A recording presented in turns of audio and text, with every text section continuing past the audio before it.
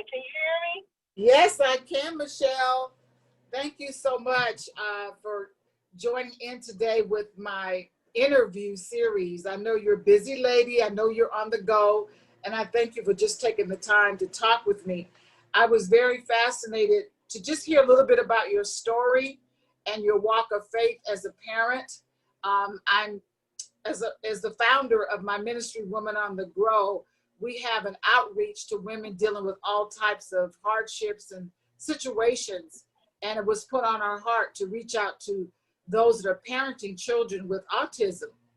And so I thank you for your recent communications to let me know that you were definitely one of the worthy candidates that we wanted to inspire and bless and just give you a little encouragement that there's a sisterhood that sees you and we care.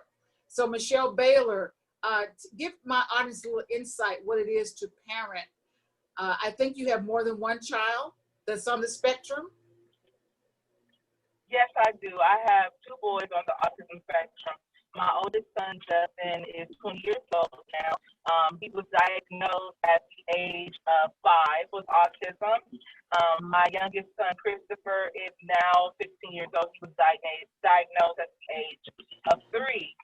And it was a very difficult time when autism was on the rise and more people were starting to learn about what autism was and how to advocate for it, that I had to learn how to navigate the services in the system. Being a woman of color, being a mother, it can be challenging, especially if you live in a certain area and community where the resources are not attainable for you to, obtain for your child to learn and get the resources. So, like most parents, when your child is diagnosed, you really don't want to hear the word special needs or disabled. Many parents go through stages of grief. I went through the stages of grief, trying to process and navigate it. All I can say, it was the grace of God that got me through it. I quit my job. I put school on hold so I could learn about autism and advocating for my two children.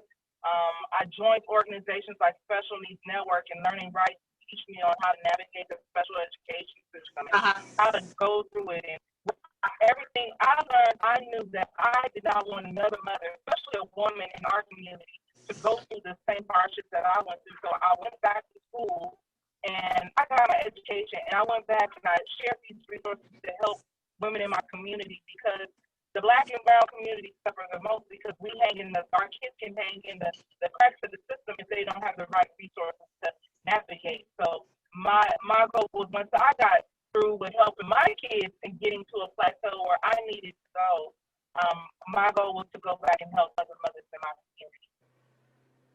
Are you parenting as a single parent?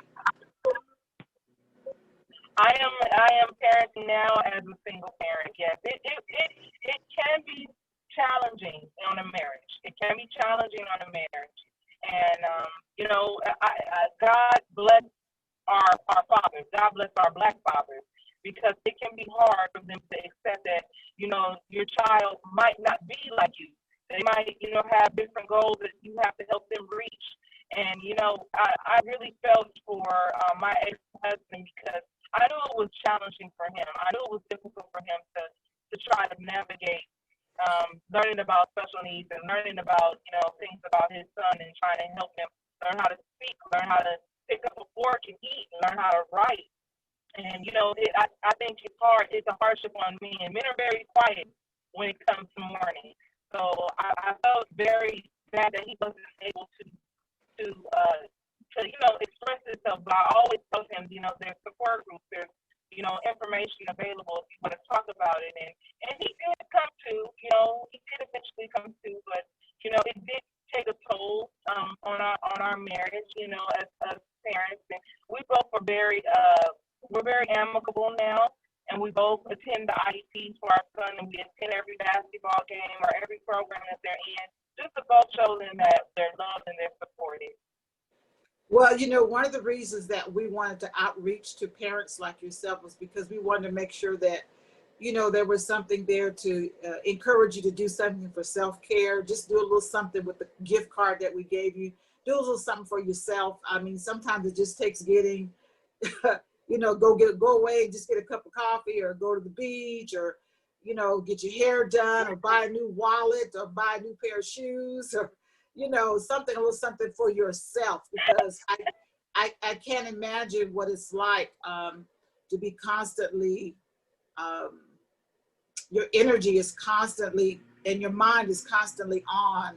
I've never experienced that. And I just wanted to get an inside look and share with my audience, to be more compassionate and to see you and to know that we care. And, you know, I wanted to also be politically correct. I mean, I've heard over the years different phrases. Do you say disabled, handicapped, specially developed, differently able? What is the proper phrasing that people are saying now that will not be offensive? You can say special needs. I think the word retarded is one of the most degrading words for a special needs child to be labeled as. And there has been a protest to ban that word, because that means I didn't hear the word, unable Michelle. to completely do things. Michelle, because you I said you can say all the words. Okay, I was can you saying, hear me now? because you're in the car, the communication is a little challenging, and I didn't hear the word that you said that you want to ban. What was the word? The word retarded. Oh yeah, retarded, of course, yeah. Retarded. Yeah. You know, and that word has been a very hurtful word over the years. And because it's a hurtful word, a lot of people are against that word, and they want that word to be banned. You can say special needs. You can say autism. You can say developmentally disabled. You can say disability. Those words are accepted. Those words mean, yes, that child may have a disability, or yes, that child is special needs. But the word retarded, I have friends who have gotten into so many challenging discussions about that word. And it's considered a hurtful word, and it's got a history, an ugly history. And, yes. You know, and going back to advocating for special needs children's rights, it's got a bad history to it. So that's the word that some people feel is very offensive. I do know of households. Every word that you spoke. I do know of households where I do know there are households where there's one child that's on the autism spectrum, but you have two. Are they both on the same spectrum? Is there much of a difference in their development? No. There is a big difference in their development. My oldest son is a little bit more severe. He has speech delay. So when he talks, it's more like it's like word for word. Hello, my name is Justin. My other son is considered higher functioning. He's able to understand and comprehend some things. He's very sociable. He's able to speak to you. He's able to converse his wants and needs. So he's more active than his brother. Socially. Yeah. So I know that there are people, it's like night and day. They're like night and day. I know that there are people watching that are either going through the stress or the denial or the anger or the isolation or the financial burden or shame, depression. I'm sure there are many different dynamics that come with it. I'm not sure what stage you're in. It sounds like you have grown through all of those stages and you are in a good place with the Father, and you're in a good place where you're understanding this situation with your children. What would you say to someone who is just now realizing they have to accept the reality that their child or children are on the spectrum and they've got to make adjustments? You gave up your job. What else adjustments did you have to make besides your marriage taking a toll? Well,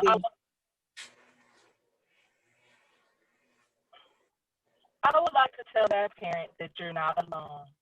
You know, there's so many parents and so many children that get diagnosed with a special needs every single day, and that you're not alone, and that there's resources and help available for you. I was once that parent that didn't know what avenues to turn to, who to talk to, and where to go.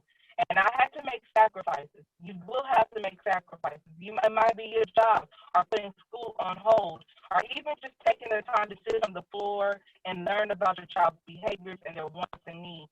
The overall goal for you as a parent is to know that you are an awesome parent and you're doing the best that you can, and know nothing is your fault, and don't feel bad about anything. You're awesome and you're amazing. And you know what? It takes time. Those goals for your child, it takes time. I know that you are in the Los Angeles area. We're both here in Southern California.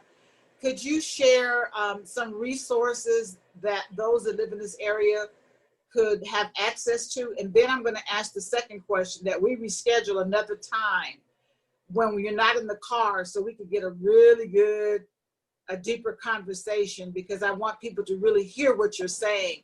And it might be a challenge for those because of the delay in the sound and the distraction. So number one, please share some resources that those that live in the Los Angeles area could have access to. And then second, let's plan another time when we can get some real good, clear communication and go a little bit deeper, because there's so much I want myself and my audience to be educated in this area of parenting. Absolutely. There's one great organization called Special Needs Network, and their site information is www.specialneedsnetwork.org. That is created by founder, attorney, and CNN broadcaster Ariva Martin, who is a mother of a child named Marty with special needs. She created the organization, which provides supportive services, training, educational support groups for families and parents who have children and adults with disabilities. And that Right. organization is called Special Needs Network. There's also Learning Rights, which is www.learningrights.org. That is an organization created by the Black and Brown Hispanic community that teaches parents how to navigate the special education system by learning your rights. And upon completing their course, you get to learn how to address concerns and issues in the IEP meeting, how to apply for services if you have to appeal it, or if you've been denied the rights for your child. So that's a great organization created by attorneys, lawyers, and paralegals, called Learning Rights, and the first one was Special Needs Network. Then there's over 21 regional centers in the Los Angeles County area. If you don't know, you can access 211 and ask them by your zip code, what regional center does my child belong to? My zip code can be 90247 or 9003. They'll direct you to one of those regional centers. The regional center was created to provide services to families with developmental disabilities and adults. There's over 21 all over the state and wide area. And Okay. They have support groups. They help you with if you need to assess services, and they help you with trying to navigate everything. I'm sorry, I know. Okay, wonderful. Well, I will get those links posted. I will get those links posted. And the one last question. My intention is giving women spiritual and emotional and mental support, no matter whether it's divorce, domestic abuse, homelessness, single parenting, trauma, for mothers and fathers that are parenting children on the autistic spectrum. Is there a support group where they could just be there for one another and listen to one another and uplift one another? I mean, I'm glad you shared about policies and resources, but a resource I'm interested in sharing with my community, is there a group in the LA area, Inglewood area, where they could just go and just share? I offer retreats for women, and when this shutdown is over, I would love to host a retreat specifically for parents like yourself, that you could relate to each other's pain and each other's struggle and each other's victories and each other's faith and each other's courage and resiliency. I'm a resiliency educator. And that's why I want to speak with you some more at another time, where I could tap into your ability to be resilient and to smile and to get up every day and to count your blessings. That is just so inspiring. And I want to be able to share that. Is there such a group that exists in the LA area?